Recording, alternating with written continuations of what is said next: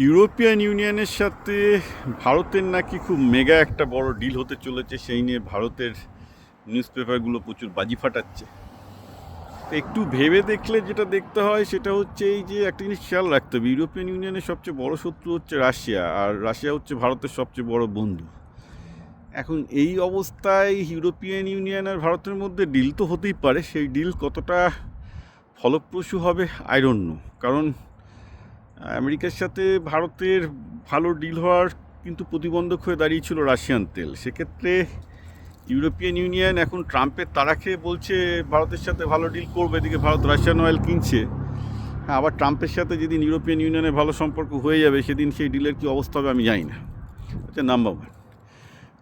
কারণ রাশিয়ার ভূতটা মধ্যেখানে থেকেই যাচ্ছে। নাম্বার টু হচ্ছে যে দেখুন, ইউরোপ কি বেসিক্যালি একদিন এদের সিকিউরিটি দিত আমেরিকা, সস্তার তেল আর এনার্জি দিত হচ্ছে রাশিয়া, আর সস্তার জিনিস দিত চায়না। এর ওপর বেঁচেছিল।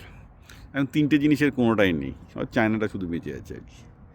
তো এই অবস্থায় মানে ইউরোপিয়ান ইউনিয়ন যাবে কোথায়? ইউরোপিয়ান ইউনিয়নের পকেটে তো টাকা নেই। ইউরোপের লোকগুলো প্রচণ্ড অলস, কাজ করতে চায় না, ঘুরে বেড়ায়, সব সোশ্যালিজম নাকি করছে।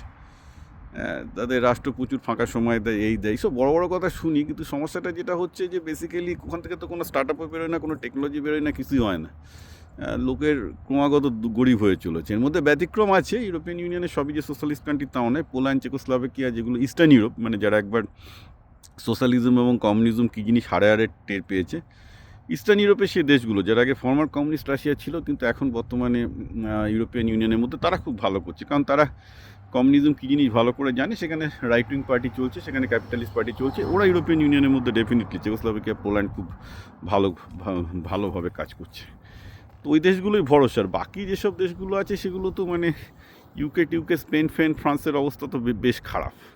মানে অর্থনৈতিক অবস্থা খারাপ, মানে বেশ খারাপ। সে তাদের সাথে চুক্তি হয়ে একটা অর্থনৈতিকভাবে পঙ্গু কতগুলো দেশের সাথে চুক্তি হয়ে ভারতের কী লাভ হবে আমি জানি না। সেটা লাভ তো কিছু হবেই, চুক্তি হলে যথেষ্ট লাভ হবে, কিছু না কিছু তো লাভ হবে, কিন্তু সেটা আমেরিকার মতো একটা ইকোনমিক পাওয়ারকে রিপ্লেস করার ধারে কাছে আসবে বলে আমার মনে হয় না।